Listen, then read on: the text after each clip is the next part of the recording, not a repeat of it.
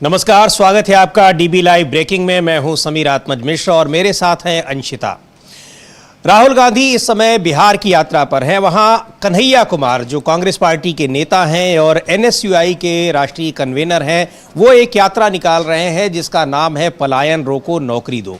उस यात्रा में शामिल होने के लिए और उनका उत्साह बढ़ाने के लिए राहुल गांधी भी आज पहुंचे हैं बिहार के बेगूसराय में, और बेगूसराय में उस यात्रा में वो शामिल हुए। राहुल गांधी ये यात्रा पिछले कई दिनों से कन्हैया कुमार निकाल रहे हैं। राहुल गांधी की ये इस साल यानी जनवरी से लेकर अब तक की ये तीसरी यात्रा है। बिहार में आने वाले दिनों में चुनाव है और मौजूदा नीतीश सरकार जिस तरह से संकट में घिरी हुई है, संकट पार्टी के भीतर भी है और पार्टी ही नहीं गठबंधन के भीतर भी है, सरकार के भीतर भी है। उन स्थितियों में राहुल गांधी की यात्रा काफ़ी महत्वपूर्ण मानी जा रही है और वहाँ बहुत बड़ी संख्या में छात्रों ने, युवाओं ने वो इस यात्रा में शामिल हुए। उसमें उनका उत्साह वर्धन करने के लिए राहुल गांधी भी पहुंचे हैं। उसके बाद आज वो पटना में संविधान सभा को संबोधित करेंगे, संविधान सम्मेलन को संबोधित करेंगे, जो लगातार अलग अलग शहरों में, देश के अलग अलग शहरों में ये सभाएं हो रही हैं संविधान को बचाने की, और संविधान को किस तरीके से संविधान का उल्लंघन किया जा रहा है, सरकार कैसे उसके खिलाफ काम कर रही है, ये सारे आरोप जो पार्टी लगा रही है, विपक्ष के नेता लगा रहे हैं। इससे लोगों को जागरूक करने और आगाह करने के लिए ये यात्राएं और ये सम्मेलन जगह जगह आयोजित किए जा रहे हैं। तो पटना में आज ये सम्मेलन भी है, लेकिन इस समय राहुल गांधी अब से कुछ देर पहले इस यात्रा में शामिल हुए और काफी देर तक वहां पर लोगों के साथ ये रहे। तीसरी यात्रा है अंशिता, जिस तरीके से राहुल गांधी ये तभी जनवरी से लेकर अब तक यानी 3 महीने में कह लीजिए कि 3 बार ये जा रहे हैं और उन यात्राओं में अलग अलग जो कार्यक्रमों में शिरकत कर रहे हैं। बिहार में मौजूदा जो राजनीति है वो किस तरह से संकट में है, चाहे एनडीए गठबंधन और चाहे नीतीश कुमार की सरकार, उसको देखते हुए ये बहुत महत्वपूर्ण यात्रा मानी जा रही है। हालांकि जब कन्हैया कुमार ने शुरू की तभी से इस यात्रा को बड़ा समर्थन मिल रहा है, क्योंकि इसमें जो डिमांड है, जो मांग है, बिहार के लोगों की जो सबसे बड़ी समस्या है, पलायन रोको और नौकरी दो। जी बिल्कुल, और ये पलायन रोको वाला मामला आपको याद होगा, ये कोरोना काल के बाद से जो लोगों को दिक्कतों का सामना करना पड़ा, प्रवासियों को, जब अचानक से कोरोना आया और बसें और ट्रेनें सब रुक गई, उस दौरान में जिस तरह से परेशान होकर बिहार प्रवासी लौटे थे, तमाम तस्वीरें आई थी, लोगों को कितनी ज्यादा परेशानियों का सामना करना पड़ा था। उसके बाद से ये मांग ज्यादा तेजी से उठने लगी थी कि अगर बिहार में इतना अच्छा काम मिलेगा तो क्यों लोगों को बाहर जाना पड़ेगा। दूसरी चीज, लगातार आप देख रहे हैं कि नीतीश कुमार भी विशेष राज्य का दर्जे की मांग कर रहे थे। हालांकि अब वो चुप हो गए और विशेष राज्य का दर्जा मांगने के पीछे या स्पेशल पैकेज मांगने के पीछे की कहीं ना कहीं वजह यही थी कि अब बिहार को उतना डेवलप किया जाए जिससे यहाँ के लोगों को बाहर जाकर काम ना करना पड़े, रोजगार यहीं मिलेगा तो अपने घर परिवार से दूर नहीं जाना पड़ेगा। और अगर कल को कोई ऐसी कंडीशन फिर से आ जाती है तो लोगों को इस तरह से नहीं आना पड़ेगा, जैसे कि बहुत ज्यादा मजबूरियों का सामना उस वक्त करना पड़ा था। तमाम ऐसी तस्वीरें, वीडियो सामने आए थे कि प्रवासी बच्चे हैं, छोटे छोटे बच्चों को अपने गोदी में लेकर माँ बाप पहुंच रहे थे, खाने को नहीं मिल रहा था, कई जगह बहुत रेलवे ट्रैक्स पर सोने को मजबूर हुए, बहुत सारी चीजें देखने को मिली थी वहां पर। तो ऐसे में ये यात्रा बहुत महत्वपूर्ण है, यानी पलायन रोको के पीछे का मेन मकसद जो देखने को मिल रहा है, रोजगार की बढ़ोतरी होनी चाहिए और इसीलिए युवाओं को ज्यादा टारगेट किया गया है। जिस तरह से राहुल गांधी ने एक दिन पहले एक ट्वीट करके एक मुहिम भी शुरू की थी कि ज्यादा से ज्यादा युवा जुड़े, व्हाइट टी शर्ट में आए और फिर मुझसे बात रखें, मेरे सामने उनको क्या क्या दिक्कतें हैं, हमारे साथ कदम से कदम मिलाएं। इस तरह का एक ट्वीट भी राहुल गांधी का कल आया था, बाकायदा वीडियो संदेश उन्होंने जारी किया था। तो यहाँ पर देखा जा रहा है कि पूरी तरह से युवाओं को फोकस किया जा रहा है। युवा पिछले दिनों आपको पता ही है कि नीतीश कुमार से कितनी ज्यादा नाराजगी देखने को मिली थी। बिल्कुल, वहां पर एक तो वैकेंसीज नहीं निकल रही हैं और बीपीएससी की जो परीक्षा थी उसमें धांधली को लेकर लंबे समय तक वहां छात्र धरने पर बैठे रहे, जबरन उनको वहां से हटा दिया गया। राहुल गांधी ने इस यात्रा में लोगों से पहुंचने की अपील की थी और यह भी बताया था कि मैं क्यों वहां पर जा रहा हूं। एक बार देखते हैं राहुल गांधी ने कहा क्या और किस तरह से वहां पर बिहार के युवाओं से अपील की, और खुद उन्होंने बताया कि वो पहुंच रहे हैं, आज वहां बेगूसराय पहुंच रहे हैं, जहां वो पलायन रोको नौकरी दो यात्रा में शामिल होंगे। दोनों समस्याएं बिहार के युवाओं के लिए बहुत बड़ी समस्याएं हैं। आज से नहीं, बहुत पहले से ये समस्याएं चली आ रही हैं। बड़ी तेजी से पलायन बढ़ रहा है और हमको याद है कि नीतीश कुमार जब बने थे पहली बार मुख्यमंत्री तो उन्होंने इसको, ये सबसे बड़ा मुद्दा उन्होंने उठाया था कि हम बिहार से पलायन को रोकेंगे। लेकिन लगातार वो 2 दशक से भी ज्यादा समय से मुख्यमंत्री बने हुए हैं, अलग अलग पार्टियों का साथ लेकर मुख्यमंत्री बने हुए हैं, लेकिन बिहार से पलायन को रोकने में पूरी तरह से असमर्थ है। बल्कि पलायन बढ़ता ही चला गया बिहार से। बिहार के जो तमाम युवा हैं वो बाहर जाते हैं नौकरियों के लिए, रोजगार की तलाश में या फिर व्यापार की तलाश में, लेकिन बिहार में उनको ये सुविधाएं नहीं मिल पा रही हैं। सुनते हैं राहुल गांधी ने किस तरह से अपील की थी वहां के लोगों से पहुंचने की, और वहां बड़ी संख्या में युवा पहुंचे भी हैं, जो हम लोग देख भी रहे हैं। उस यात्रा में शामिल हुए राहुल गांधी और उनके साथ किस तरह से बड़ी संख्या में लोग पहुंचे, और इन लोगों को कहा भी गया था, अपील की गई थी कि सफेद टी शर्ट में पहुंचे। और सुन लेते हैं राहुल गांधी ने किस तरह से अपील की थी।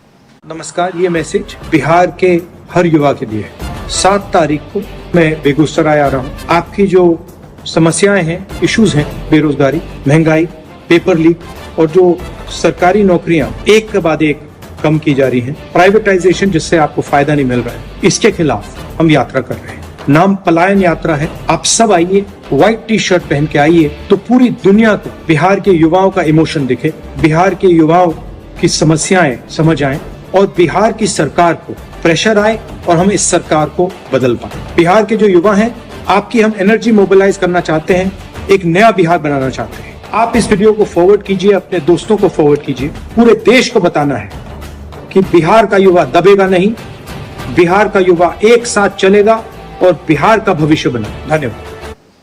तो ये राहुल गांधी की अपील की, जिसको वो समस्याएं हैं जो अपनी, वो भी हमारे पास लेकर आए और हम उनकी बात सुनेंगे। यात्रा का मतलब यही है। और राहुल गांधी ने भारत जोड़ो यात्रा की थी, कश्मीर, तमिलनाडु से लेकर और कश्मीर की, यानी कश्मीर से कन्याकुमारी की। एक फ्रेज है पूरे भारत को की दूरी को नापने का। तो वो यात्रा उन्होंने की थी। उसके बाद उसका दूसरा चरण भी किया था।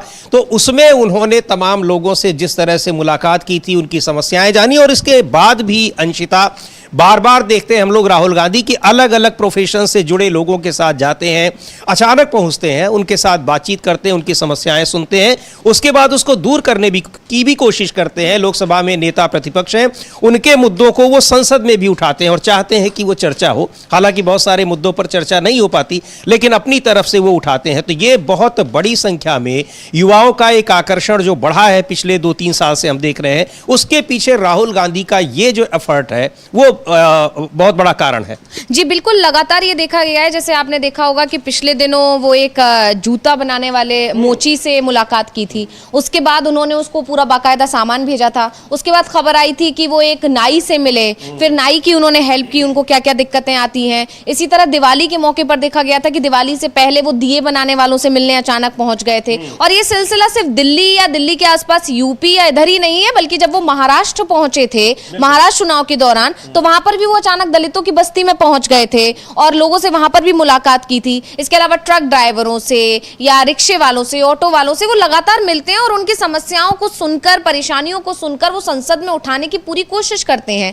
मीडिया कर्मियों वाला एक वाकया बहुत बार बार उठता है और उसकी बात भी होती है। जब उन्होंने बेचारे मीडिया कर्मी बोल दिया था तो उन्हें टोक कर बोला गया था कि नॉट बेचारे, और उस पर भी राहुल गांधी ने बहुत अच्छे से उस पर फिर जब मीडिया कर्मियों के लिए बात कर रहे थे तो वो नॉट बेचारे को बार बार वो, तो ये सारी चीजें कि उठाने की कोशिश करते हैं, लेकिन उनको उनकी बात उठाने नहीं दी जाती, ये भी देखा जाता है। और इस तरह से लेकिन एक चीज है, जिस तरह वो संसद में बात उठाते हैं, लोगों का विश्वास और बढ़ रहा है, उनकी लोकप्रियता और बढ़ रही है। और यही वजह देखने को मिल रही है कि अलग अलग उल जलूल मामलों में उनको फंसाया भी जा रहा है। समीर जी, बहुत सारे मामले में उनको कहीं उनको कई हाई कोर्ट्स में उनके खिलाफ मामले करे हुए हैं दायर। तो ये सारी चीजें बताती हैं कि कहीं ना कहीं राहुल गांधी जिस तरह से काम कर रहे हैं, एक लोकसभा में नेता प्रतिपक्ष के तौर पर जो उनके कर्तव्य हैं उनको पूरी तरह से निभा रहे हैं, ये सरकार की, खासकर बीजेपी की जो दिक्कतों को बहुत ज्यादा बढ़ा रहा है। और इससे कहीं ना कहीं और ज्यादा उत्साह बढ़ा है राहुल गांधी का।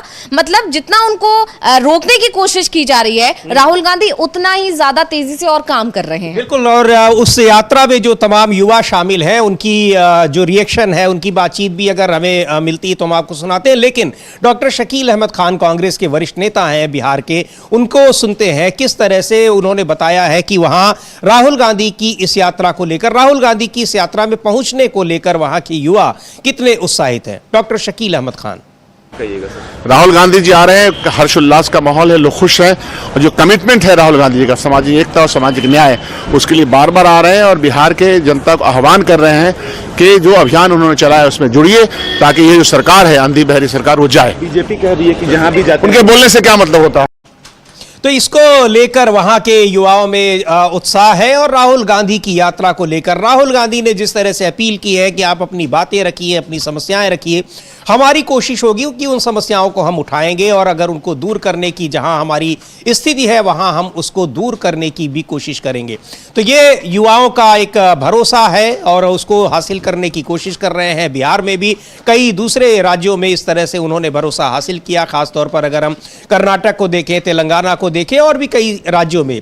तो ये बहुत महत्वपूर्ण यात्रा है। साल में अभी यानी 3 महीने के भीतर राहुल गांधी की ये तीसरी बिहार यात्रा है और इसको लेकर उनकी पार्टी भी उत्साहित है, इंडिया गठबंधन भी उत्साहित है। और जिस तरह से एनडीए गठबंधन के भीतर उठापटक चल रही है, खासतौर से वक्फ संशोधन विधेयक को लेकर जनता दल यूनाइटेड बिल्कुल दो फाड़ दिखाई पड़ रही है। पार्टी के जो मुस्लिम नेता हैं वो पूरी तरह से बगावत के मूड में हैं, बड़ी संख्या में इस्तीफे हो रहे हैं लगातार उनकी पार्टी से, और दूसरे नेता जो है वो बीजेपी की तरफदारी करते दिखाई पड़ रहे हैं। तो बिल्कुल ये साफ पता लग रहा है कि जनता दल यूनाइटेड कहीं अपना अस्तित्व पूरी तरह से खोने तो नहीं जा रही है। और ये सारी चीजें तब हो रही हैं जब आने वाले दिनों में 5-6 महीने के बाद बिहार में चुनाव होने हैं। उन सारी स्थितियों को देखते हुए राहुल गांधी की ये यात्रा काफी महत्वपूर्ण मानी जा सकती है। हालांकि पिछले 2-3 महीने पहले नीतीश कुमार भी यात्रा लेकर निकले, लेकिन उनकी यात्रा के दौरान भी ये पता लग गया कि जो एनडीए के घटक दल हैं उनके भीतर किस तरह की उठापटक चल रही है। जी बिल्कुल, प्रगति यात्रा जब नीतीश कुमार निकाल रहे थे और जब वो जो हमारे लोजपा के सांसद हैं चिराग पासवान, उनके जब संसदीय क्षेत्र में वो पहुंचे तो ना तो वो खुद मौजूद थे और ना ही उनकी पार्टी के कोई दूसरे सांसद उस यात्रा में मौजूद थे। इसी तरह बीजेपी के सांसदों ने भी दूरी बनाई थी। तो ये एनडीए के अंदर फूट है, ये निकल कर दिखाई दिया था। और अगर हम राहुल गांधी की मौजूदा यात्रा की बात करें जो अभी वो अचानक पहुंचे हैं, तो ये अपने आप में महत्वपूर्ण इसलिए भी हो जाती है क्योंकि वक्फ बिल को लेकर जिस तरह बवाल मचा हुआ है, खासकर जेडीयू के अंदर जो नाराजगी है, मुस्लिम समुदाय की जो नाराजगी है नीतीश कुमार से या फिर चिराग पासवान से, उस पर कहीं ना कहीं एक तरह से जब राहुल गांधी पहुंच रहे तो उनके कार्यक्रम में ये भी एक तब्दीली देखी गई थी कि वो मुस्लिम लोगों से भी वहां जाकर मिलेंगे। पहले तो उनके 3 कार्यक्रम फिक्स थे ही, इसके अलावा खबर आ रही है कि वो वहां पहुंचे हैं तो मुस्लिम समुदाय के लोगों से भी उनकी मुलाकात हो सकती है। तो ये चीजें बता रही हैं कि कहीं ना कहीं जिस तरह से मुस्लिम नाराज हैं, उस मुस्लिम नाराजगी को अपने हित में या अपने फायदे के लिए भुनाने की कोशिश करेंगे जो विपक्षी दल हैं, उसमें से कांग्रेस है और राष्ट्रीय जनता दल। राष्ट्रीय जनता दल को उसके लिए बहुत ज्यादा मेहनत करने की जरूरत इसलिए नहीं क्योंकि उनका तो पहले से ही वोट वहां पर है और पहले मुस्लिम जो वोटर था वो उन्हीं का ही कोर वोटर हुआ करता था। हालांकि नीतीश कुमार की एंट्री के बाद वो थोड़ा बटा, लेकिन अब जिस तरह से वक्फ बिल के बाद से नाराजगी बढ़ी है उससे वो एक बार फिर एक तरफा शिफ्ट होता दिखाई दे रहा है और कांग्रेस उसको और ज्यादा मजबूत करने के लिए काम कर रही है क्योंकि ये तो तय है कि गठबंधन में ही चुनाव लड़ेगा इंडिया गठबंधन। और इस बात की का खुलासा तेजस्वी यादव ने तभी दिल्ली के जब चुनाव हुए थे उसी दौरान दे दिया था जब पीएम मोदी ने फूट डालने की कहीं ना कहीं कोशिश की थी। ये आरोप लगाए थे कि कांग्रेस आरजेडी को पूरी तरह से मिटा देगी, जड़ से खत्म कर देगी। तब जवाब कांग्रेस की तरफ से नहीं तेजस्वी यादव की तरफ से आया था कि वो दिल्ली था, ये बिहार है। बिल्कुल। तो ये जो इंडिया गठबंधन अपनी मजबूती और अपनी यूनिटी को बार बार वो दिखा भी रहा है। सबसे बड़ा उदाहरण तो अभी लोकसभा और राज्यसभा में देखने को मिला जब वहां वक्फ संशोधन विधेयक पर वोटिंग हुई और उस वोटिंग में इंडिया गठबंधन एकजुट रहा। एनडीए गठबंधन में जरूर जितने वोटों की उम्मीद की गई थी उससे काफी कम वोट रहे, हालांकि बहुमत हासिल जरूर कर लिया, यानी उसका विधेयक के पक्ष में संशोधन विधेयक को पास करा लिया सरकार ने। लेकिन जो एनडीए गठबंधन की संख्या है उससे काफी कम वोट उसको मिले।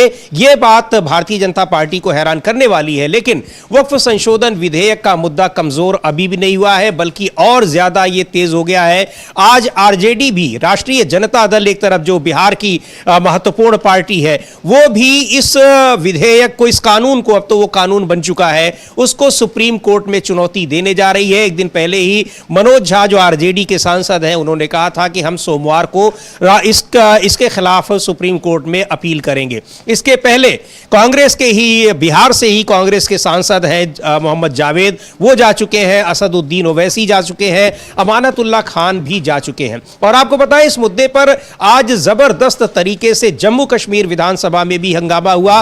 वक्फ संशोधन कानून के खिलाफ एक एडजर्नमेंट मोशन का नोटिस दिया गया था, एनसी की ओर से, नेशनल कॉन्फ्रेंस की ओर से दिया गया था, उसको स्वीकार नहीं किया गया और उसको लेकर जबरदस्त हंगामे की स्थिति वहां पर बनी। लेकिन अब इससे पहले जिस तरह से अब बिहार में राजनीति गरमा रही है और उसमें वक्फ संशोधन कानून एक बड़ी भूमिका में दिखाई पड़ रहा है, नीतीश कुमार की जो स्थिति दिखाई पड़ रही है वो बहुत ही हैरान करने वाली है, क्योंकि इस पर इसका समर्थन करना ही ये बहुत आश्चर्यजनक माना जा रहा था। लोगों को लग रहा था कि नीतीश कुमार या एलजेपी, ये दोनों पार्टियां कम से कम उसको अपना समर्थन नहीं देंगी, लेकिन समर्थन दिया और अब उसका जो राजनीतिक नुकसान है वो देखने को मिल रहा है कि जनता दल यूनाइटेड से किस तरह से उसकी पार्टी के तमाम बड़े नेता, महत्वपूर्ण नेता पार्टी छोड़कर जा रहे हैं।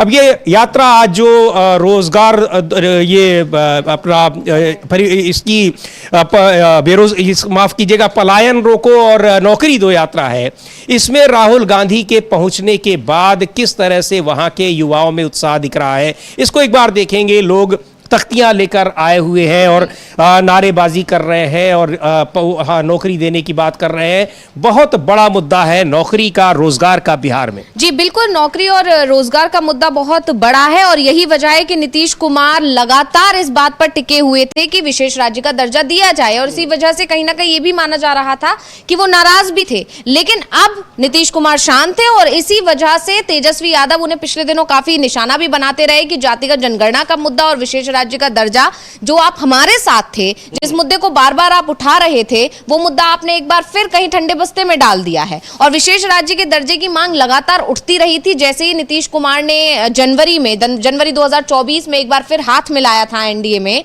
तब उन्होंने विशेष राज्य के दर्जे की लगातार मांग उठाई थी, लेकिन पूरी तरह से केंद्र सरकार की तरफ से इसे खारिज कर दिया गया। उसके बाद नाराजगी की खबरें आई, लेकिन उसके बाद आप देख रहे हैं कि ईडी सीबीआई को जिस तरह से एक्टिव किया गया और नीतीश कुमार ने इस मुद्दे को पूरी तरह से शांत कर दिया। और इसी मुद्दे को अब तेजस्वी यादव और राहुल गांधी मिलकर एक साथ उठा रहे हैं और इसीलिए कन्हैया कुमार को आगे करना भी एक बड़ा बात है, क्योंकि कन्हैया कुमार भी बिहार से अगर देखा जाए तो एक प्रमुख चेहरा है, वहां के लोगों में काफी लोकप्रिय हैं। ऐसे में कन्हैया कुमार के लिए बिहार में खुद को मजबूत करने के लिए भी एक अच्छा मौका है। और जिस तरह से भीड़ देखी जा रही है राहुल गांधी के से लोग जो मिलने आए हैं, और कहीं ना कहीं उस मुहिम का भी असर है जो अभी राहुल गांधी ने एक दिन पहले शुरू की थी, तो देखा जा रहा है कि युवाओं तक राहुल गांधी की बात डायरेक्ट पहुंच रही है और युवा महसूस कर रहे हैं इस चीज को कि राहुल गांधी के थ्रू वो अपनी बात पहुंचा सकते हैं सरकार तक। यानी राहुल गांधी ने अब तक जितने भी लोगों से मुलाकात की है, उनकी परेशानियों को सुना है और उसको संसद तक पहुंचाया है, अपनी बात रखी है, तो वो विश्वास जनता में कायम है। और वही वजह है कि पहले जो अभी तक यात्राएं निकाली राहुल गांधी ने, भारत जोड़ो यात्रा जब शुरू हुई थी उसके बाद से उसका लोगों को जो प्यार मिला, या कह सकते हैं उससे जो एक तरह से बदलाव देखने को मिला, लोकसभा चुनाव अगर देखा जाए तो उसमें कहीं ना कहीं भारत जोड़ो यात्रा का ही असर था कि बीजेपी जो 400 पार के सपने देख रही थी वो बहुमत तक हासिल नहीं कर पाई। तो जो लोकसभा चुनाव में जो असर दिखाई दिया, उसी वजह से कांग्रेस की तरफ से लगातार यात्राएं निकाली जा रही हैं। तो अभी सिर्फ बिहार पर फोकस्ड ये पलायन रोको और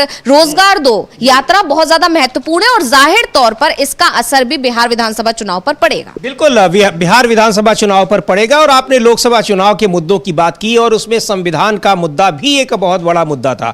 अब बेगूसराय में इस यात्रा में शामिल होने के बाद, वहां के युवाओं से बातचीत के बाद, अब राहुल गांधी पहुंच रहे हैं पटना में वो संविधान सम्मेलन में हिस्सा लेंगे।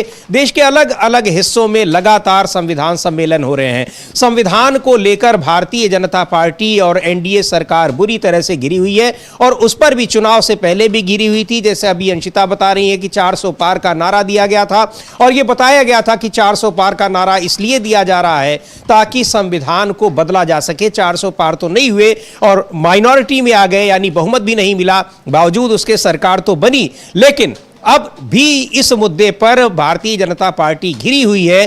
खासकर जब पिछले दिनों राज्यसभा में गृह मंत्री अमित शाह ने बाबा साहब डॉक्टर आंबेडकर को लेकर बहुत ही व्यंग्यात्मक टिप्पणी की। उसके बाद देश भर में जबरदस्त गुस्सा था, नाराजगी थी और इस मुद्दे पर भी कांग्रेस पार्टी ने एक बार फिर भारतीय जनता पार्टी को संविधान के मुद्दे पर घेरा।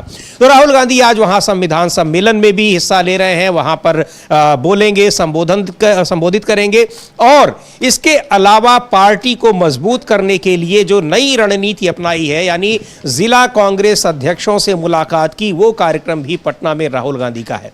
तो ये चुनाव से पहले ये यात्रा और उसमें बेरोजगारी का मुद्दा उठाना, संविधान का मुद्दा उठाना, पलायन का मुद्दा उठाना, ये कांग्रेस पार्टी उस समय बिहार में चुनाव से पहले कर रही है, कोशिश कर रही है अपनी मजबूती दिखाने के लिए, इंडिया गठबंधन को मजबूत करने के लिए। और दूसरी ओर एनडीए गठबंधन जिस तरह से वहां बिखरा हुआ दिखाई पड़ रहा है, तो इन स्थितियों में इंडिया गठबंधन को अपने लिए मौके भी दिखाई पड़ रहे हैं चुनाव में आगे रहने के। अब ये कितना उसके लिए आगे रख पाता है, ये देखने वाली बात होगी, लेकिन अभी की जो स्थिति है उसमें मजबूती के साथ वो दमदारी उसको कर रही है। और एक जो कांग्रेस पार्टी ने अभी अपने प्रदेश अध्यक्ष भी बदले हैं, प्रभारी भी बदले हैं, तो कृष्णा अल्लूरू को बनाया गया है बिहार का प्रभारी। एक बार उनको सुनते हैं इस यात्रा को लेकर और उसमें राहुल गांधी के शामिल होने को लेकर क्या कह रहे हैं वो।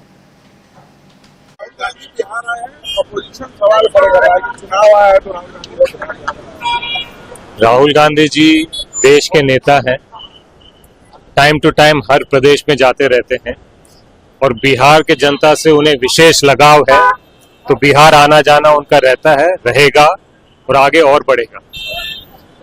क्या क्या कार्यक्रम राहुल गांधी जी का? आज पलायन रोको नौकरी दो यात्रा में भाग लेंगे बेगूसराय में, फिर पटना में संविधान सुरक्षा सम्मेलन में भाग लेंगे और उसके बाद इंटरनल पार्टी कार्यक्रम है सदाकत आश्रम में, उसमें भी भाग लेंगे। अभी क्या कुछ तो बिहार में इस यात्रा में पलायन रोको नौकरी दो यात्रा, ये कन्हैया कुमार जो जेएनयू छात्र संघ अध्यक्ष रहे, कांग्रेस पार्टी के में शामिल हुए थे, नेता हैं और इस समय एनएसयूआई जो छात्र संगठन है कांग्रेस का, उसके वो प्रभारी हैं। उन्होंने इस यात्रा को शुरू किया है और बेगूसराय, ये कन्हैया कुमार का अपना घर है, वहां उनका जो गृह जनपद है वहां शामिल हुए राहुल गांधी उनकी इस यात्रा में, यानी पलायन रोको नौकरी दो यात्रा में। ये पार्टी की मजबूती के लिए एक बड़ा महत्वपूर्ण कदम माना जा रहा है, उस कन्हैया कुमार का उस यात्रा करना युवाओं के मुद्दों को उठाकर, और दूसरी ओर उसमें राहुल गांधी का पहुंचना। ये सारी चीजें एक तरीके से वहां पर राजनीति की दिशा को मोड़ती दिखाई दे रही हैं, खासतौर पर तब जब जनता दल यूनाइटेड जो वहां की सत्तारूढ़ पार्टी है उसमें बिखराव की स्थिति बनी हुई है। जी बिल्कुल, जिस तरह से कन्हैया कुमार के गृह क्षेत्र से ही ये यात्रा बेगूसराय से अगर निकल रही है तो ये अपने आप में कन्हैया कुमार के लिए भी बहुत महत्वपूर्ण है। इसके अलावा इस यात्रा को देखकर ये कहा जा रहा है कि इस यात्रा के जरिए से दलित और मुस्लिम वोटर और खासकर ईबीसी पर बहुत ज्यादा फोकस करना है, क्योंकि ईबीसी भी बिहार की आबादी में अच्छा खासा एक तरह से वो रखते हैं और जो चुनाव होंगे उस पर असर डालेंगे। तो ऐसे में आपको याद होगा अभी जातीय जनगणना जब हुई थी, जब अपने उससे कराई थी बिहार सरकार ने, जब नीतीश कुमार तेजस्वी यादव के साथ मिलकर महागठबंधन की सरकार चला रहे थे, उस समय जातीय जनगणना एक सर्वे नाम से जो उसको दिया गया था, क्योंकि सुप्रीम कोर्ट में चुनौती दी गई थी तो उन्होंने इसे जातीय सर्वे बता दिया था। लेकिन उस समय जो आंकड़े आए थे उन आंकड़ों को ध्यान में रखते हुए ही ये यात्रा निकाली गई है और उसके आधार पर ही दलित, ईबीसी और मुस्लिम समुदाय को साधने की कोशिश है। और सबसे बड़ा अभी हाल ही में आपने देखा होगा कि दलित नेता को कांग्रेस ने बिहार में कमान दी है, तो ये अपने आप में एक बहुत महत्वपूर्ण रणनीति मानी जा रही है राहुल गांधी की। आप देख ही रहे हैं पिछले दिनों राहुल गांधी बहुत ज्यादा एक्टिव दिखाई दे रहे हैं, जब से ये 3 राज्यों के जब से नतीजे आए, 4 राज्यों के जो चुनाव हुए, 4 से 5 राज्यों में, उस समय जो 3 राज्यों में जिस तरह से बीजेपी ने जीत हासिल की, उसके बाद राहुल गांधी और ज्यादा एक्टिव मोड में है और उसके बाद से ही उनका बिहार पर फोकस है। और सिर्फ बिहार में ही नहीं, अब कांग्रेस की तरफ से उन सभी राज्यों पर फोकस अभी से किया जा रहा है जिसमें आने वाले सालों में चुनाव है, चाहे वो 2026 में हो या फिर वो 2027 में क्यों ना हो। यूपी पर भी फोकस कर रही है कांग्रेस, पंजाब पर भी फोकस कर रही है और ये भी अंदर खाने खबर आ रही है कि राहुल गांधी अब अपनी ड्रीम टीम पर काम कर रहे हैं, जिसकी बात उन्होंने 2019 से पहले की थी कि वो अपने हिसाब से अपनी एक टीम बनाना चाहते हैं। हालांकि उस समय उनकी इस रणनीति का या उनका जो विचार था उसका विरोध किया गया था, लेकिन अब जिस तरह से भारत जोड़ो यात्रा जब उन्होंने निकाली, उसका फायदा कांग्रेस को मिला, कांग्रेस के साथ साथ तमाम जो विपक्षी दल, जो इंडिया गठबंधन तैयार हुआ उसको मिला। उसके बाद से राहुल गांधी के हाथ में अब पूरी तरह कांग्रेस की कमान है और इसीलिए अब ड्रीम टीम पर भी वो काम कर रहे हैं। पिछले दिनों उन्होंने काफी बदलाव किए और उसी बदलाव में से एक बदलाव ये हुआ कि बिहार में भी दलित नेता को कमान सौंपी गई और ये अपने आप में बड़ा फैसला था। 15% लगभग आबादी है दलितों की बिहार में, तो ये अपने आप में आगे आने वाले समय में बहुत ज्यादा फायदा पहुंचाएगी। और सबसे बड़ी बात यह है कि गठबंधन के लिए तो काम कर ही रहे हैं राहुल गांधी, लेकिन अब बड़ी चीज ये भी देखने को मिल रही है कि सभी राज्यों में कांग्रेस अब पर्सनली भी संगठन के तौर पर भी खुद को मजबूत कर रही है। बिल्कुल, अपने संगठन को भी मजबूत कर रही है और संगठन में नए सिरे से उसमें तमाम बदलाव भी कर रहे हैं और वहां अलग अलग राज्यों में वहां की समस्याओं को देखते हुए रणनीति बनाई जा रही है और उसी के तहत ये यात्रा आयोजित की गई है जिसका नाम है पलायन रोको नौकरी दो यात्रा। और ये कन्हैया कुमार इस यात्रा को निकाल रहे हैं बिहार में। उसमें राहुल गांधी पहुंचे हैं, आज बेगूसराय यात्रा में शामिल हुए। यात्रा में शामिल होने के बाद अब उनका कार्यक्रम है पटना में, जहां वो संविधान सम्मेलन में शामिल होंगे। इसके अलावा वो जिला कांग्रेस अध्यक्षों से भी मुलाकात करेंगे और ये भी पार्टी की नई रणनीति है। खासतौर पर राहुल गांधी अलग अलग राज्यों के जिला अध्यक्षों से सीधे मुलाकात कर रहे हैं, क्योंकि केवल प्रदेश अध्यक्षों से नहीं बल्कि इसको डिसेंट्रलाइज करके वो उन नेताओं से भी मिल रहे हैं जिनसे अक्सर पार्टी के बड़े नेताओं की मुलाकात नहीं हो पाती है। और वक्फ संशोधन विधेयक ये न केवल बिहार में जनता दल यूनाइटेड के लिए एक पार्टी के लिए बड़ा संकट बन गया है, बल्कि पूरे देश में इसके खिलाफ विरोध प्रदर्शन हो रहे हैं। सुप्रीम कोर्ट में चुनौती दी जा रही है। आज आरजेडी भी सुप्रीम कोर्ट में एक याचिका दायर करने वाली है। और जम्मू कश्मीर विधानसभा में तो आज जबरदस्त हंगामा हुआ इस विधेयक को लेकर। नेशनल कॉन्फ्रेंस के सदस्यों ने इस पर एक स्थगन प्रस्ताव का नोटिस दिया, उसको स्वीकार नहीं किया गया और उसके बाद विधानसभा में काफी हंगामा हुआ। कांग्रेस पार्टी के भी नेता, नेशनल कॉन्फ्रेंस के नेता इसको एक गैर कानूनी बता रहे थे, असंवैधानिक कानून इसको बता रहे हैं जिस तरीके से इसको पास किया गया है। तो एक बार देखेंगे कि किस तरह से जम्मू कश्मीर विधानसभा में आज हंगामा हुआ वक्फ संशोधन विधेयक पर चर्चा न कराने को लेकर, इस कानून पर चर्चा न कराने को लेकर। तो जम्मू कश्मीर विधानसभा का हम रुख करेंगे। हम चाहेंगे कि उन विजुअल्स को दिखाएं कि कैसे आज जम्मू कश्मीर विधानसभा में हंगामा हुआ और उस पर चर्चा की अनुमति न दिए जाने की वजह से। ये हम देख रहे हैं इसको, जम्मू कश्मीर विधानसभा का ये दृश्य है और ये हो रहा है इसलिए कि वक्फ संशोधन कानून जो बना है उस पर चर्चा की अनुमति नहीं दी गई।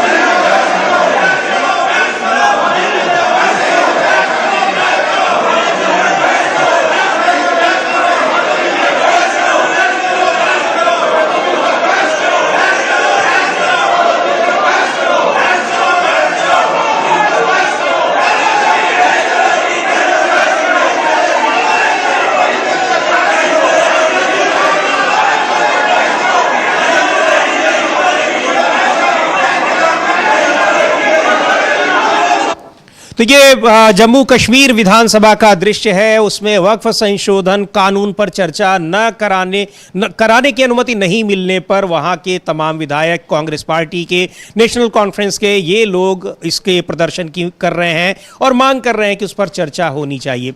सुनते हैं कांग्रेस के नेता इरफान हफीज लोन क्या कह रहे हैं इस मुद्दे पर, और वो भी प्रदर्शन में शामिल हुए। कांग्रेस पार्टी के भी तमाम विधायक, क्या कहना है उनका, इरफान हफीज लोन को सुनते हैं। हम यही कहना चाहेंगे कि ये constitution, democracy, rule of law उसका उल्लंघन है। हम चाहेंगे इस मुल्क में लोकतंत्र है, इस मुल्क में संविधान है, इस मुल्क में सेक्युलरिज्म है और सुप्रीम कोर्ट ने भी कहा है ये रूह है हिंदुस्तान के आईन का। भाई मेरे, डेमोक्रेसी में सिर्फ नंबर्स मैटर नहीं करते, हमें तो विश्वास में लेना था ना, हमारी भावनाओं की तो कदर करनी थी ना। पहले कंसेंसस बनाइए, अगर आप इतने ही हमारे बारे में चिंतित थे अल्पसंख्यक लोगों के लिए तो उन्हें विश्वास में लेना था। पहले क्या कर रहे हैं आप? ब्रेजनली आप rule of law, federalism, secularism को वायलेट कर रहे हैं, इदारों को खत्म कर रहे हैं। ये छोटा मसला नहीं है, it's a matter of serious concern. ऐसी आइडियोलॉजी मुक्त भारत हो, इसके लिए हम संघर्ष करेंगे। और हमारी पार्टी दिल्ली में और यहां पर भी, वहां पर राहुल गांधी जी और यहां पर कर्रा साहब, मीर साहब, हम सारे लड़ रहे हैं जम्मू कश्मीर के अवाम के अधिकारों के लिए, नौकरी के लिए, स्टेट के लिए, राइट्स के लिए। सर लेकिन बीजेपी का कहना है कि वहाँ पास हो चुका है, यहाँ वो नहीं ला सकते क्योंकि पार्लियामेंट। लोकतंत्र है, आपके मीडियम से हम अपनी बात रख सकते हैं। यहां पर आपके सामने अपने अपने ख्यालात का इजहार किया, क्या वो इस राइट को भी भंग करना चाहते हैं? इसलिए हमारा अधिकार है, एक मुस्लिम मेजॉरिटी स्टेट है तो हम अपनी भावनाओं का जो इजहार है उसको प्रकट कर सकते हैं। स्टेट रूट पे भी रेजोल्यूशन आज आ रहा है कि किस तरह देखते हो? बिल्कुल, हमारा state at the earliest honourable supreme court ने कहा है कब तक हमें जम्मू कश्मीर के लोगों को सताएंगे। जम्मू के भाइयों, आइए महाराजा को श्रद्धांजलि दीजिए, उसके स्टेट को तोड़ा गया, आइए इसे बहाल करते और श्रद्धांजलि महाराजा को भी दीजिए। यह हमारा संघर्ष और संकल्प है। तो वक्फ संशोधन कानून बन गया और उसमें किसी की राय नहीं ली गई, यही आरोप लग रहे हैं और यही बात कह रहे हैं इरफान हफीज लोन, कांग्रेस पार्टी के नेता और विधायक। और इसको लेकर जम्मू कश्मीर में एक स्थगन प्रस्ताव का नोटिस दिया गया, उसको स्वीकार नहीं किया गया। चर्चा की मांग की जा रही थी और शायद कोई एक प्रस्ताव उस पर पारित होता जिसमें इस कानून के विरोध करने का प्रस्ताव पारित किया जाता, लेकिन उसकी अनुमति नहीं दी गई। और उसको लेकर वहां पर जम्मू कश्मीर विधानसभा में आप स्क्रीन पर देख रहे हैं किस तरह से शोरगुल हो रहा है और नारेबाजी हो रही है, प्रदर्शन हो रहा है। वहीद पारा पीडीपी के नेता हैं वहां पर जम्मू कश्मीर में, सुनते हैं वो क्या कह रहे हैं। उनकी भी मांग है कि इस मुद्दे पर एक बार चर्चा होनी चाहिए और वो भी यही आरोप लगा रहे हैं कि किस तरीके से वक्फ संशोधन कानून बना दिया गया और उसमें जो कंसर्न्ड पार्टीज थी, यानी जिनका मतलब था उस वक्फ कानून से, उनको कॉन्फिडेंस में नहीं लिया गया। सुनते हैं वहीद पारा क्या कह रहे हैं, पीडीपी नेता। मस्जिदों की जो प्रॉपर्टीज़ हैं ये हमारी पुरखों की, बुजुर्गों की विरासत है और ये मुसलमानों का एक मजहबी मामला है। तो उसमें मुसलमानों की इन्वॉल्वमेंट के बिना, इंक्लूजन के बिना फैसले लेना या कानून पास करना कहीं ना कहीं वो मुदाखलत भी है और कहीं ना कहीं सारे मुस्लिम बरादरी के लोग इस पर नाराज़ भी है और नाला भी है, खुलकर उन्होंने मुखालफत की है। तो हम अपील करते हैं हुकूमत से कि जिस तरीके में मुल्क में रिजेंटमेंट है इस bill pay, India is the second largest Muslim country, तो कीपिंग इन व्यू, जब इस मुल्क में आईन नहीं था, जब मुल्क आज़ाद नहीं था, जब मुल्क में ये इंस्टीट्यूशंस नहीं थे, हमारी अपनी पार्लियामेंट नहीं थी, तब वक्फ की वजह से, मस्जिदों की वजह से, ज़ियारतों की वजह से, अजमेर जैसी ज़ियारतों की वजह से, दरगाहों की वजह से इस मुल्क में भाईचारा रहा और इस मुल्क में इंसानियत भी रही। और इस मुल्क में जब हमारे अपने कानून नहीं थे तो इन ज़ियारतों की वजह से इस मुल्क में सैनिटिटी बरकरार रही। तो इन चीज़ों पर मतलब इसको प्रॉपर्टी एसेट बनाना, इसको प्रॉपर्टी के प्रिज्म से देखना, I think it's unfortunate, it's an issue of faith and it should be respected in that context. नहीं, हम चाहते हैं कि गवर्नमेंट ने जो अपने वादे की है, होम मिनिस्टर साहब ने on the floor of the house कहा था कि स्टेटहुड रेस्टोर होगा। हालांकि हमारी डिमांड 370 की है, लेकिन स्टेटहुड भी एक अहम मुद्दा है। Duty they should make it time bound, in the next session they should give and restore statehood to Jammu and Kashmir. Statehood का रेजोल्यूशन भी ला रहे हैं यहाँ पे, क्या उसको किस तरह देखते हैं? 3 रेजोल्यूशन लाए हैं और पहले भी JNK गवर्नमेंट ने पहला कैबिनेट में स्टेटहुड पे लाया था, फिर 370 पे लाया, स्पेशल स्टेटस पे डाइल्यूटेड था, लेकिन उसमें भी स्टेटहुड है। अब आज क्या लाया अभी हमने पढ़ा नहीं, वो देख के बात करेंगे। तो जम्मू कश्मीर विधानसभा में ज़बरदस्त हंगामा हुआ है वक्फ संशोधन कानून को लेकर, क्योंकि इस कानून पर एक प्रस्ताव लाना चाह रहे थे, स्थगन प्रस्ताव का नोटिस दिया गया था नेशनल कॉन्फ्रेंस की ओर से, लेकिन उसको स्वीकार नहीं किया गया। उस पर चर्चा की मांग हो रही है और एक प्रस्ताव पारित करने की मांग हो रही है कि विधानसभा से ये प्रस्ताव पारित किया जाए कि जम्मू कश्मीर विधानसभा इस कानून के खिलाफ प्रस्ताव पारित कर रही है, लेकिन उसको माना नहीं गया है, उसकी अनुमति नहीं दी गई है। उसको लेकर वहां पर प्रदर्शन हुए हैं जम्मू कश्मीर कश्मीर में, और इधर इस कानून को चुनौती दी जा रही है लगातार सुप्रीम कोर्ट में भी। आज आरजेडी की तरफ से भी याचिका दायर की जानी है। इसके पहले मोहम्मद जावेद कांग्रेस पार्टी के सांसद हैं बिहार से, किशनगंज से, उन्होंने पहले याचिका दायर की, उसके बाद असदुद्दीन ओवैसी ने दायर की, फिर आम आदमी पार्टी के अमानतुल्लाह खान ने। लगातार इस पर याचिकाएं सुप्रीम कोर्ट में पहुंच रही हैं। सुप्रीम कोर्ट में इस पर स्वीकार किया है और उसका कुछ अपडेट है। अंशिता, उस पर कुछ आप जानकारी दें। जी बिल्कुल, सुप्रीम कोर्ट में जो लगातार याचिकाएं लगाई जा रही थी, हालांकि अभी तक ये सवाल था कि कानून क्योंकि बना नहीं है तो उससे पहले इन याचिकाओं पर सुनवाई नहीं हो सकती, लेकिन जैसे ही राष्ट्रपति की मुहर लगी उसके बाद ये बात तो साफ हो गई कि कानून बनते ही अब सुप्रीम कोर्ट में मामला पहुंचा। और सुप्रीम कोर्ट में जब कपिल सिब्बल ने या मोहम्मद जावेद, जो तमाम नेता हैं, जो राजनीतिक दल हैं, उनकी तरफ से जो याचिकाएं लगाई गई थी, जो दलीलें दी कपिल सिब्बल ने, उन दलीलों को सुनकर सुप्रीम कोर्ट ने कहा है कि ये मामला गंभीर है और सुनने योग्य है, तो उस पर उन्होंने कहीं ना कहीं सुनवाई के लिए सहमति अभी जता दी है। तो बिल्कुल सुप्रीम कोर्ट ने उसको सुनवाई के लिए सहमति जता दी है और लगातार उस पर याचिकाएं जा रही हैं। All India Muslim personal law board ने कहा है कि वो भी इस पर एक याचिका दाखिल करेगा और जगह जगह देश भर में देशव्यापी प्रदर्शन की भी घोषणा की है all India Muslim personal law board ने।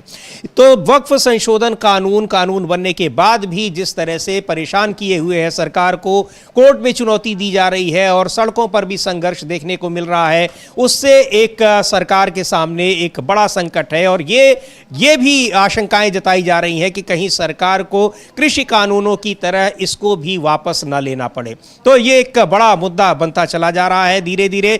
आने वाले दिनों में बिहार में विधानसभा के चुनाव हैं, उसको देखते हुए भी, और सरकार जिस तरह से एक दूसरे मुद्दे पर भी घिरी हुई है, अमेरिका में डोनाल्ड ट्रंप जिस तरह से लगातार एग्जीक्यूटिव ऑर्डर्स जारी कर रहे हैं, भारत भी उनसे प्रभावित हो रहा है। खास तौर पर जो टैरिफ रेट्स बढ़ने की वजह से दुनिया भर में ट्रेड वॉर छिड़ रहा है, उस पर भी भारत की ओर से कहा जा रहा है कि कोई स्पष्टीकरण नहीं दिया गया, क्योंकि दुनिया के तमाम देश उस पर अपनी प्रतिक्रिया जता रहे हैं। और एक जिस तरह से डोनाल्ड ट्रंप चुनौती दे रहे हैं, उसी तरीके से टैरिफ रेट दूसरे देश भी बढ़ा रहे हैं, लेकिन भारत की ओर से कोई प्रतिक्रिया नहीं दी जा रही है। इस पर चर्चा की भी मांग की गई पिछले दिनों बजट सत्र में संसद में, लेकिन भारत की ओर से अब तक कोई आधिकारिक बयान उस पर नहीं आ रहा है। और महत्वपूर्ण बात यह है कि अमेरिका डोनाल्ड ट्रंप के ये जो एग्जीक्यूटिव ऑर्डर्स हैं, इनके खिलाफ अमेरिका के भी तमाम शहरों में प्रदर्शन हो रहे हैं और अमेरिकी लोग दूसरे देशों में भी प्रदर्शन कर रहे हैं। और सबसे बड़ी बात यह कि दुनिया भर के शेयर मार्केट बुरी तरीके से टूट रहे हैं।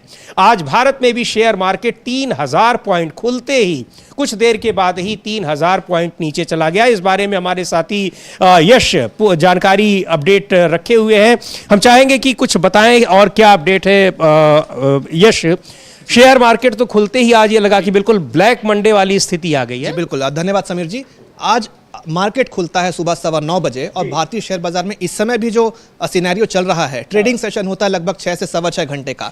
यूं मान के चलिए कि आधा ट्रेडिंग सेशन जो है, आज का आधा दिन का जो कारोबार है वो पूरा हो चुका है। और इस वक्त की जो स्थिति है इंडियन शेयर बाजार की, वो पूरा लहूलुहान हुआ पड़ा है शेयर मार्केट। और मार्केट खुलते ही 2020 में जिस निचले लेवल पर खुला था मार्केट, 5 साल बाद आज उससे ज्यादा निचले लेवल पर आज मार्केट खुला है। और मात्र 5 मिनट में समीर जी 19 लाख करोड़ रुपए निवेशकों के स्वाहा हो गए, भस्म हो गए। और इसके पीछे जो मुख्य कारण माना जा रहा है वो ट्रंप टैरिफ जो है, जो ट्रंप अपनी मनमानी पे उतारा है, उसका असर कहीं ना कहीं ना सिर्फ भारतीय शेयर बाजार पे बल्कि वैश्विक बाजारों पे भी देखने को मिल रहा है। और इस समय जब हम लोग बात कर रहे हैं और साथ ही साथ जब आप लोगों ने ये ब्रेकिंग शुरू की, उसका भी मैं आपको अंतर बता दूं, 2700 से 2800 अंक उस समय गिर चुका था सेंसेक्स। इस समय जब हम लोग बात कर रहे हैं समीर जी, 3233 अंक की गिरावट चल रही है सेंसेक्स। 40 मिनट के भीतर इतने 500 अंक चले जी। और 5 मिनट के अंदर जो 19 लाख करोड़ रुपए स्वाहा हुए, उसका आंकड़ा 20 लाख करोड़ से पार जा चुका है। और अब जब 3 से 3.25 घंटे का समय और बाकी है, इसमें देखना होगा कहीं भी कोई सकारात्मक एंगल तो दिख नहीं रहा है। कहीं ना कहीं ऐसा लग रहा है कि मार्केट अभी जो बाकी के 3.5 घंटे बचे हैं उसमें और गिरावट की ओर जा सकता है मार्केट। यानी जो आज का मंडे है वो कहीं ना कहीं एक ब्लैक मंडे साबित हुआ है भारतीय निवेशकों के लिए।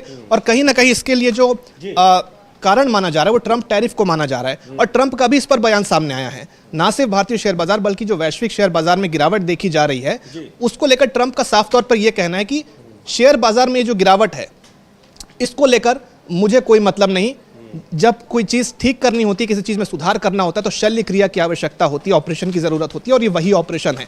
यानी उनका यही कहना था कि जब ऑपरेशन करते हैं तो थोड़ी सी चीर फाड़ की ज़रूरत होती है, थोड़ा सा खून निकलता है और तकलीफ होती है, लेकिन वो बेहतरी के लिए होती है, तो मैं वही कर रहा हूँ। अब ट्रंप ठहरे धन्ना सेठ, दुनिया के सबसे ताकतवर व्यक्ति, इलॉन मस्क दुनिया के सबसे अमीर व्यक्ति उनके मित्र हैं, उन्हें क्या फर्क पड़ेगा अगर शेयर बाजार में इस तरीके का ब्लड बाथ चल रहा है? तो जो मार पड़ रही है वो निवेशकों पे पड़ रही है, देश की जीडीपी इस पे पड़ रही है। साथ ही साथ आप देखिए इसके लिए जो प्रमुख कारण बताए जा रहे हैं, पहला तो ग्लोबल बाजार में बिकवाली, और इसके पहले जो 2 क्लोजिंग सेशंस थे, सैटरडे संडे कोई कारोबार नहीं होता है, लेकिन विश्लेषकों ने ये साफ साफ बता दिया था समीर जी कि जो मंडे को मार्केट खुलेगा उसमें बहुत बड़ा ब्लड बाथ होने की उम्मीद है। और जो ऑप्शंस ट्रेडर्स हैं वो कहीं ना कहीं पुट ऑप्शंस लेके बैठे हुए थे, क्योंकि उन्हें मालूम था कि इतनी बुरी तरीके से मार्केट गिरेगा कि वो जो बटोर सकते हैं बटोर के निकलें। हाँ, यानी लोग अपने शेयर का जो पैसा है उसको वापस ले रहे हैं, और इसलिए, और ये दुनिया भर में ट्रेंड चल रहा है, जिसकी वजह से पूरी दुनिया भर के शेयर मार्केट में गिरावट आ रही है। और ये दौर तब से चल रहा है, यानी 2 अप्रैल को तो उन्होंने टैरिफ की घोषणा की आधिकारिक रूप से, लेकिन उसके पहले ही वो बता चुके थे, और ये गिरावट का दौर तभी से चल रहा है। या ये वो कह लें कि डोनाल्ड ट्रंप के दूसरी बार अमेरिका का राष्ट्रपति बनने के बाद से ही चल रहा है। जी, वो तो तीसरे की भी तैयारी में दिख रहे हैं, कानून संविधान बदल के वो तीसरी बार भी, खैर वो तो अलग बात है कि कब उनका तीसरा कार्यकाल अस्तित्व में आएगा कि नहीं आएगा, लेकिन दूसरे कार्यकाल में इतना हाहाकार मचता हुआ दिख रहा है। और इसका जो पूर्वाभास लगा लिया था विश्लेषकों ने, उन्होंने कहा था कि ये जो है बहुत बड़ी गिरावट की ओर संकेत कर रहा है 7 अप्रैल का मार्केट। और आप देखिए इस वक्त मार्केट कैसे ट्रेड कर रहा है, 3300 के आसपास की गिरावट हो चुकी है। और विश्लेषकों का ये भी कहना है कि आप इसको मंदी या बहुत बड़ी गिरावट ना माने, ये बहुत बड़ी मंदी और गिरावट की महज एक शुरुआत है। आने वाले दिनों में ये गिरावट और बढ़ेगी, और जो निवेशक हैं कहीं ना कहीं वो बर्बाद होने की कगार पे आ गए हैं। और इसके पीछे कहीं ना कहीं ट्रंप टैरिफ को इसके पीछे की वजह माना जा रहा है।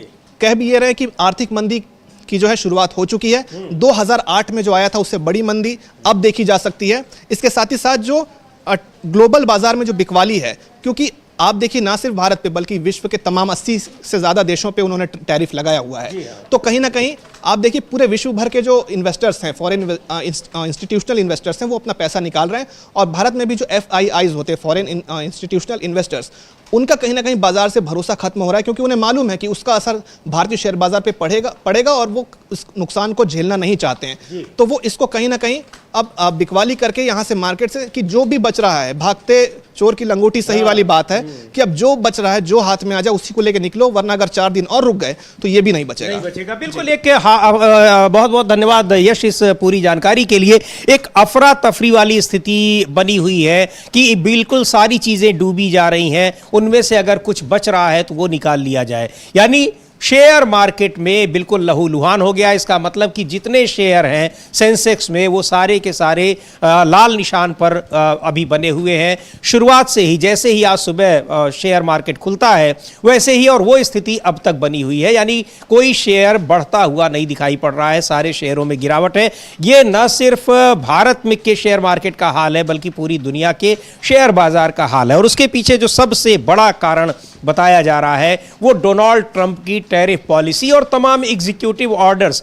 टैरिफ पॉलिसी का तो सीधे सीधे इकोनॉमी पर असर पड़ रहा है, लेकिन उनके जो दूसरे ऑर्डर्स हैं उनका भी कहीं न कहीं डायरेक्टली इनडायरेक्टली इन सब चीज़ों पर असर पड़ रहा है। अब यही वजह है कि अमेरिका में 50 राज्यों में वहाँ पर 1000 से ज़्यादा जगहों पर प्रदर्शन हो रहे हैं ट्रंप की नीतियों के खिलाफ, और लगातार उनकी आलोचना हो रही है। और कहा जा रहा है कि ये पुतिन के निर्देशन में ये काम हो रहा है, बहुत सारे आरोप वहाँ पर लग रहे हैं, और ये कहा जा रहा है कि ये अमेरिका को बर्बाद करने पर तुले हुए हैं।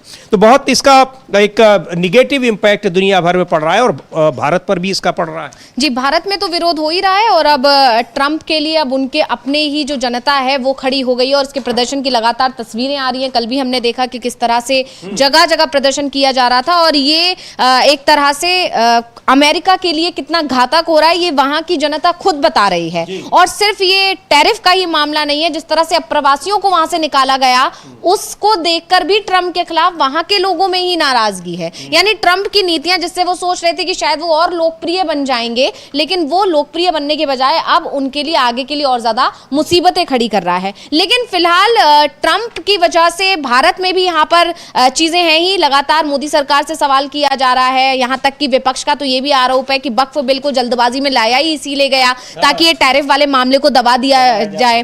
तो वहीं सबसे ज्यादा सवाल इस वक्त पीएम मोदी से भी पूछे जा रहे हैं कि हाँ, आप तो दोस्त बोलते हैं, लेकिन दोस्त के नाम पर ये क्या कर दिया ट्रंप ने, और आप उसका विरोध भी नहीं कर रहे हैं, क्यों नहीं बोल रहे हैं? इससे पहले आपको याद होगा कि चुनाव आयोग को पैसे देना और चुनावों के दौरान वहां से पैसे आते हैं, इस तरह के आरोप भी लगे थे मोदी सरकार पर। उस समय भी कई सवाल पूछे गए थे, कई आरोप लगाए गए थे, उसका भी जवाब कोई नहीं दिया गया मोदी सरकार की तरफ से। लेकिन ये सारी चीजें कहीं ना कहीं अमेरिका में जो हो रहा है उसका असर भारत पर भी दिखाई देगा, और जो अमेरिका में हो रहा है इसका असर पूरी दुनिया में तो दिख रहा है, लेकिन दुनिया के जो दूसरे देश हैं वो अमेरिका के साथ जवाबी कार्रवाई भी कर रहे हैं। लेकिन भारत जिस तरह से मौन है उससे कहीं ना कहीं पीएम मोदी और मोदी सरकार के लिए मुश्किलें बढ़ रही हैं। लेकिन फिलहाल वक्फ को लेकर भारत में माहौल ज्यादा खराब होता चला जा रहा है। अभी जो खबर आई है कि मणिपुर में एक भाजपा नेता है जो अल्पसंख्यक उसके मुस्लिम नेता हैं, भाजपा के ही मुस्लिम नेता हैं, उनका घर जला दिया गया। मतलब लोगों में इतनी ज्यादा नाराजगी है। आप देखिए बीजेपी शासित राज्यों से नाराजगी की जो तस्वीरें खुलकर सामने आ रही हैं, चाहे वो अहमदाबाद हो या फिर यहाँ पर हम बात करें मध्य प्रदेश की, यूपी में, हर जगह विरोध प्रदर्शन हो रहे हैं। और अभी जो मणिपुर से जो खबर आई है, इसने पहले ही मणिपुर में हालात गंभीर हैं, राष्ट्रपति शासन को लेकर वहां बातचीत लगातार चली रही थी और कैसे उसे चर्चा भी नहीं होने दी और उसे मंजूरी दिलवा दी गई। इस पर अलग ही विरोध खड़ा हुआ है, उस पर अलग सवाल खड़े किए गए। लेकिन इस बीच में मणिपुर से जो खबर आ रही है, इससे पता चल रहा है कि मुस्लिमों की नाराजगी, मुस्लिम संगठनों की नाराजगी अब और ज्यादा तूल पकड़ रही है। बिल्कुल, जम्मू कश्मीर विधानसभा में हम देख ही रहे हैं कि वहां पर किस तरह से विवाद हो रहा है इसको वक्फ कानून को लेकर। इसके अलावा देश भर में तमाम संगठन विरोध प्रदर्शन कर ही रहे हैं, और सबसे बड़ी बात यह है कि सुप्रीम कोर्ट में इसको चुनौती दी जा चुकी है और लगातार उस पर पिटीशंस जा रही हैं सुप्रीम कोर्ट में, यानी अलग अलग संगठनों की ओर से, अलग अलग राजनीतिक दलों की ओर से याचिकाएं जा रही हैं। तो वक्फ विधेयक एक बड़ा मुद्दा बना हुआ है। वक्फ कानून, जिसको अब कानून बना दिया गया है, उसका नोटिफिकेशन भी जारी कर दिया गया है। हालांकि अभी यह नहीं पता लगा है कि वो लागू कब से होगा, लेकिन लागू होना ही है क्योंकि वो कानून बन चुका है।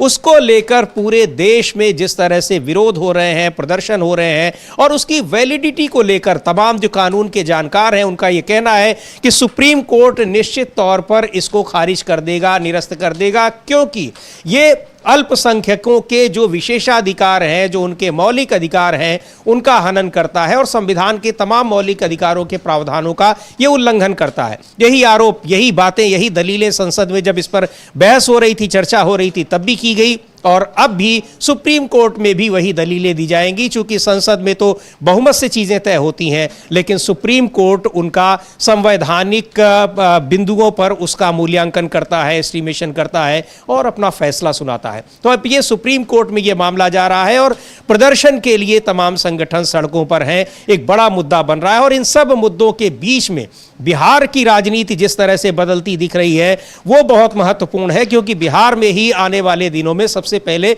वहीं चुनाव होने हैं, अगले 5-6 महीनों में, और वहां सत्तारूढ़ जनता दल यूनाइटेड पूरी तरह से बिखरी हुई दिखाई पड़ रही है। और इस बिखराव के दौर में इंडिया गठबंधन मजबूती के साथ खड़ा है। राहुल गांधी वहां यात्रा निकाल रहे हैं और आरजेडी और कांग्रेस पार्टी का जो गठबंधन है और वहां पर जो कम्युनिस्ट पार्टियों का, वो मजबूती के साथ खड़ा है। न सिर्फ वहां बल्कि संसद में भी उसकी एकजुटता बहुत साफ तरीके से दिखाई पड़ी है। जी बिल्कुल, और आरजेडी और कांग्रेस एक साथ मिलकर ही चुनाव लड़ेंगे, ये तो तय ही है। और उसी तरह से जिस तरह बड़ी बात यहाँ पर ये देखने को मिल रही है कि अभी तक लगातार कांग्रेस पर जो पिछले दिनों आरोप लगे थे वो ये था कि ट्विटर की और सिर्फ सोशल मीडिया की पार्टी बनकर रह गई है, जमीन पर उतरकर काम नहीं करते हैं और आराम पसंद हो गए हैं कांग्रेस के बड़े नेता। यहाँ तक कि राजकुमार कहा जाता था राहुल गांधी को। लेकिन उन तमाम आरोपों को या दावों को पूरी तरह से खारिज करके अब राहुल गांधी खुद जमीन पर उतरकर काम कर रहे हैं, लोगों से बात कर रहे हैं, उनकी परेशानियों को सुन रहे हैं। अब इससे भी बीजेपी में परेशानी है, क्योंकि अब उनकी लोकप्रियता तेजी से, उनका ग्राफ बढ़ रहा है और ये लगातार पिछले दिनों देखने को मिला है। उसी तरह से राहुल गांधी पूरी तरह बिहार पर फोकस्ड है और ये अपने आप में बता रहा है कि जिस तरह पुरानी जो यात्राएं निकाली गई हैं, चाहे हम भारत जोड़ो यात्रा की बात करें या भारत जोड़ो यात्रा पार्ट 2 की बात करें, ये सभी यात्राएं कांग्रेस के लिए, मतलब गठबंधन के लिए तो फायदेमंद हुई जो इंडिया गठबंधन तैयार हुआ, लेकिन उसके अलावा पर्सनली कांग्रेस की बात की जाए तो कांग्रेस लोकसभा चुनाव में कांग्रेस अपने आप में बहुत अच्छा प्रदर्शन रहा पिछले चुनाव के मुकाबले, 2019 के मुकाबले। तो कांग्रेस को अब खुद से मजबूत करने में, मतलब एक समय वो था कि कांग्रेस के नेतृत्व को बहुत आसानी से स्वीकार किया जाता था और कांग्रेस के साथ, लेकिन पिछले दिनों कांग्रेस का ग्राफ जिस तरह से नीचे गया, उसके बाद से कांग्रेस का नेतृत्व ना करके कांग्रेस पर दबाव बनाने की कोशिश की जा रही थी। लेकिन अब राहुल गांधी ने जिस तरह मैदान में उतरकर कमान संभाली है, उसके बाद से एक बार फिर कांग्रेस अपने पुराने वाले हालात में या स्थिति में वापस आती हुई दिखाई दे रही है और उससे कांग्रेस के लिए अब राहुल गांधी जमीन पर उतरकर वही मेहनत कर रहे हैं जिससे कांग्रेस अकेले के दम पर मजबूत हो जाए और उसको सहयोगियों की उतनी जरूरत ना पड़े। बिल्कुल, उसको लेकर जिस तरह से वहां पर युवाओं के, महिलाओं के और जो कामगार हैं उनके मुद्दों को राहुल गांधी उठा रहे हैं और अब बिहार में भी जो परिवर्तन, ये जो यात्रा की गई है और उसमें पलायन रोको और नौकरी दो, तो ये सीधे सीधे एड्रेस कर रही है युवाओं को और बिहार के युवाओं के लिए ये एक बड़ी समस्या है। वहां जिस तरह से पलायन हो रहे हैं और नौकरियों का अकाल पड़ा हुआ है, जो वैकेंसीज निकल भी रही हैं, हालांकि वो अकाल पूरे देश में अलग अलग राज्यों में सभी जगहों पर है। और जिस तरह से अब सेना में भी अग्निपथ योजना लागू की गई, बहुत सारी ऐसी चीजें हैं। हाल में अभी बिहार में बीपीएससी के छात्रों का जो आंदोलन चल रहा था, उसको जिस तरह से दबाने की कोशिश की गई, छात्रों पर पानी की बौछारें की गई, वहां से भगाया गया उनको आंदोलन स्थल से, उनकी मांगों को सुना नहीं गया। ये सारे मुद्दे ऐसे हैं जिसमें बिहार में युवाओं में जबरदस्त नाराजगी है। लंबे समय से नीतीश कुमार ही मुख्यमंत्री बने हुए हैं, लेकिन इन सभी मुद्दों पर उनकी खामोशी भी सबको हैरान कर रही है। जी बिल्कुल, यहाँ पर लेकिन एक चीज निकल कर आ रही है समीर जी, ये देखने को मिल रहा है कि नीतीश कुमार के साथ मिलकर बीजेपी सरकार तो चला रही है, लेकिन बीजेपी इस रणनीति के तहत काम कर रही है कि कैसे नीतीश कुमार को पूरी तरह से खत्म कर दिया जाए। बीपीएससी वाले मुद्दे को अगर उठाया जाए तो आप जानते हैं शिक्षा मंत्रालय नीतीश कोटे के मंत्री के पास है, तो बीपीएससी वाला मुद्दा जितना तूल पकड़ रहा था, कहीं भी किसी भी बीजेपी नेता की तरफ से, बीजेपी के मंत्री की तरफ से कोई भी बयान नीतीश कुमार के पक्ष में नहीं आ रहा था, बिल्कुल चुप्पी साधे हुए थे। चिराग पासवान खुलकर नीतीश कुमार का विरोध कर रहे थे, नीतीश कुमार के जो बीपीएससी वाले मुद्दे पर छात्रों के साथ खड़े हुए दिखाई दिए थे। तो ये सारी चीजें बताती हैं कि बीजेपी ने कैसे नीतीश कुमार को धीरे धीरे एकदम अलग थलग खड़ा कर दिया और पूरा जो ठीक रहा, मतलब अगर जनता परेशान है बिहार की, तो उसका पूरा का पूरा जिम्मेदार नीतीश कुमार को दिखाना शुरू कर दिया। युवाओं के अंदर नीतीश कुमार के अंदर लिए नाराजगी भर दी। यहीं आप बात करें, ये वक्फ संशोधन बिल को लेकर जब लाया जा रहा था, बिल्कुल आखिर समय पर लाया गया है, तो अटकलें ये भी चल रही थी कि भले ही लाया जा रहा है लेकिन इसे पास नहीं करवाया जाएगा, इसको लटका कर रखा जाएगा बिहार चुनाव तक के लिए। लेकिन बीजेपी ने उन तमाम दावों को खारिज करा और इसको पास करवाया गया दोनों सदनों से। तो कहीं ना कहीं ये भी इस रणनीति का हिस्सा है और उस पर नीतीश कुमार ने जिस तरह चुप्पी साधी, मुस्लिमों को नाराज किया, तो जाहिर है इसका नुकसान सीधे सीधे नीतीश कुमार को होगा। और अब नीतीश कुमार को इतना नुकसान हुआ है कि जो पिछले दिनों वो एक तरह से दबाव बनाने की कोशिश कर रहे थे बीजेपी पर कि अगर आप मेरी बात नहीं मानते हैं या मुझे सीएम की कुर्सी नहीं देते हैं तो मैं महागठबंधन में चला जाऊंगा। लेकिन अब उनको इतना लेट किया गया ये फैसला लेने के लिए कि अब महागठबंधन से भी उनके दरवाजे बंद हो चुके हैं। बिल्कुल, महागठबंधन के दरवाजे बंद हो चुके हैं और कई तरह से नीतीश कुमार हो, चाहे लोक जनशक्ति पार्टी के नेता चिराग पासवान हो या दूसरे सहयोगी हो, सभी के लिए अलग अलग तरीके से उन पर दबाव डालने की कोशिश होती है। और इस जो कोशिश है उनमें सबसे महत्वपूर्ण भूमिका होती है तमाम एजेंसियों की जो केंद्र सरकार के हाथ में है, ईडी, सीबीआई, इनकम टैक्स जैसी एजेंसियां। और वो एजेंसियां सहयोगियों पर भी पूरी तरह से दबाव बनाने की कोशिश करती रहती हैं और विरोधियों पर भी। ताज़ा तरीन खबर मिल रही है, आज सुबह ही खबर मिली उत्तर प्रदेश में, यहाँ समाजवादी पार्टी के नेता हैं, बड़े नेता हैं पूर्वांचल के गोरखपुर में विनय शंकर तिवारी, उनके घर पर ईडी की छापेमारी हुई, उनके गोरखपुर और लखनऊ के घरों में। और अभी खबर आ रही है कि ईडी की छापेमारी तमिलनाडु के जो एक मिनिस्टर हैं KN नेहरू, उनके घर पर ईडी की छापेमारी चल रही है और बड़ी संख्या में जो डीएमके के नेता हैं उनके घर के बाहर, ये तस्वीरें वहीं की हैं तमिलनाडु की और ये चेन्नई की, जहां के नेहरू मिनिस्टर हैं तमिलनाडु सरकार में, उनके घर पर ईडी की छापेमारी हो रही है और ये बड़ी संख्या में नेता वहां पर डटे हुए हैं। तो एक अपने सहयोगियों पर दबाव डालने के लिए और विरोधियों को अपने फेवर में करने के लिए ये टैक्टिस है तो बड़ी पुरानी और सबको पता चल गया है कि ये छापेमारी क्यों होती है इन एजेंसियों की। सुप्रीम कोर्ट से लताड़ मिल चुकी है, लेकिन बीजेपी इसको एक अपना महत्वपूर्ण टूल बनाए हुए है अभी भी। बिल्कुल, आप जानते हैं कि बिहार के बाद 2026 के शुरुआत में तमिलनाडु में भी चुनाव होना है और इसीलिए अभी से बीजेपी उस कोशिश पर लग गई। लेकिन जैसे कि बात आपने कही कि अब ये टेक्निक समझ में आ चुकी है सबको कि कैसे बीजेपी डरा कर अपने फेवर में लेती है। और बड़ी बात यहाँ पर यह भी कि कल ही पीएम मोदी पहुंचे थे रामेश्वरम और वहां खड़े होकर उन्होंने एमके स्टालिन सरकार पर जमकर निशाने साधे। ये भी कहा कि हम बहुत कुछ दे रहे हैं यहाँ को, लेकिन यहाँ फिर भी लोगों की रोने की आदत होती है। यही नहीं, त्रिभाषा फॉर्मूले पर जो विवाद वहां पर छिड़ा हुआ है उस पर भी उन्होंने तंज कसा। उन्होंने नाम नहीं लिया भाषा विवाद का, जिक्र भी नहीं किया, लेकिन उन्होंने कहा कि कोई भी तमिल के जो नेता हैं या मंत्री हैं ये सिग्नेचर्स तमिल में क्यों नहीं करते हैं, और मैं तो चाहता हूं कि आप जो पढ़ाई करवाते हैं डॉक्टरी की वो भी तमिल में करवाइए। तो ये तंज कसना मतलब साफ तौर पर लग रहा था कि भले ही परियोजना के लिए गए हैं, योजना उद्घाटन करने गए थे वो पंबन पुल का, लेकिन वो पूरी तरह से, जैसा कि हमेशा से पीएम मोदी के भाषणों से अंदाजा लग जाता है, उनके बयानों से अंदाजा लग जाता है कि वो पूरी तरह चुनावों पर फोकस्ड उनका भाषण था और सिर्फ दक्षिण में जो मजबूत करने की रणनीति के तहत बीजेपी काम कर रही है,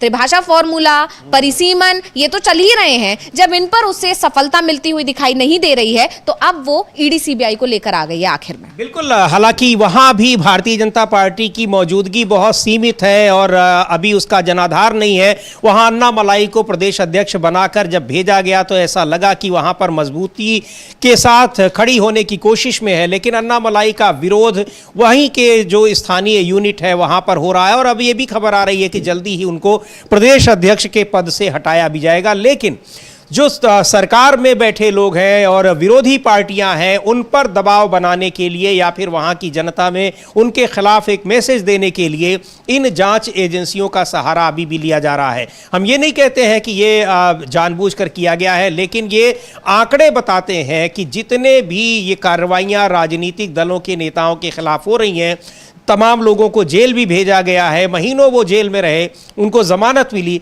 और जमानत देते समय सुप्रीम कोर्ट ने भी इन जांच एजेंसियों को किस तरीके से फटकार लगाई, उसको देखते हुए ये कहा जा सकता है कि जो विपक्ष के आरोप हैं कि इन जांच एजेंसियों का अपने फायदे के लिए इस्तेमाल करती है केंद्र सरकार, वो आरोप बहुत पुष्ट होते दिखाई पड़ते हैं। अब ताज़ा तरीन उदाहरण है, एक तरफ दक्षिण भारत में तमिलनाडु और दूसरी तरफ उत्तर प्रदेश में गोरखपुर में, और ये आज ही दोनों जगह ईडी की छापेमारी हो रही है। वहां भी कई बार, जिनका हम जिक्र कर रहे हैं, विधायक रहे हैं विनय शंकर तिवारी और बहुजन समाज पार्टी में पहले थे, आजकल समाजवादी पार्टी में हैं, उनके घर पर कई बार छापेमारी हुई और आज सुबह 7 बजे ही उनके घर फिर ईडी की टीम पहुंची। और इधर तमिलनाडु में के नेहरू के यहाँ पहुंची हुई है, तमिलनाडु सरकार में मंत्री है, लेकिन डीएमके के तमाम नेता उनके घर पर एकजुट हैं। वहाँ एक सॉलिडेरिटी दिखाने के लिए, अपनी एकजुटता दिखाने के लिए और विरोध करने के लिए भी कि राजनीतिक उद्देश्यों से ये छापेमारी हो रही है। जी बिल्कुल, आप देख लीजिए तमिलनाडु पर लगातार फोकस है बीजेपी का, क्योंकि अगर आप, जैसे आपने अभी जिक्र किया अन्नामलाई का, तो पिछले दिनों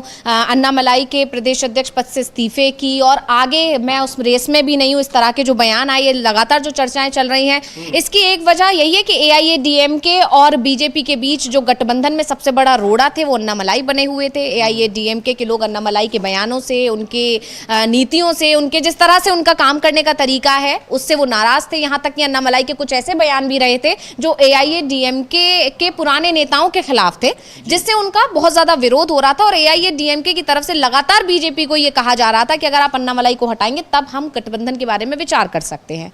तो अब क्योंकि तमिलनाडु में चुनाव होने हैं, अगले साल में हो जाएंगे, और वहां पर इसीलिए बीजेपी अब खुद को मजबूत करने में लगी हुई है। एक तरफ वहां पर अन्नामलाई को हटाकर एआईएडीएमके के साथ गठबंधन की तैयारी है, दूसरी तरफ ईडी सीबीआई को भेजकर विपक्ष को कमजोर करने की, वो विपक्ष अभी तो सत्ता पक्ष है, उसको डराने की और दबाने की कोशिश है। और ईडी ईडी सीबीआई के जरिए बीजेपी कितना काम करती है ये तो आप देख ही सकते हैं। वो अपने सहयोगियों को भी नहीं छोड़ती अगर सहयोगी किसी तरह से नाराज दिखाई देते हैं। नीतीश कुमार अभी हालिया उदाहरण है बिहार की अगर बात की जाए तो नीतीश कुमार एनडीए की बैठकों से नदारद थे, अमित शाह से मुलाकात नहीं कर रहे थे, यहाँ तक कि जगदीप धनखड़ जब पहुंचे तब वो उनसे मिलने नहीं पहुंचे। तो ये लगातार जो चीजें देखने को मिल रही थी उसको देखते हुए अचानक जब नीतीश कुमार एक एनडीए की बैठक में शामिल नहीं होते हैं, अगले दिन खबर आती है कि उनके करीबी संजीव हंस के यहाँ छापेमारी हो गई। तो ये और उसके बाद वक्फ बिल आ जाता है और वक्फ बिल पर पूरी तरह से स्टैंड फिर क्लियर कर देते हैं ललन सिंह, और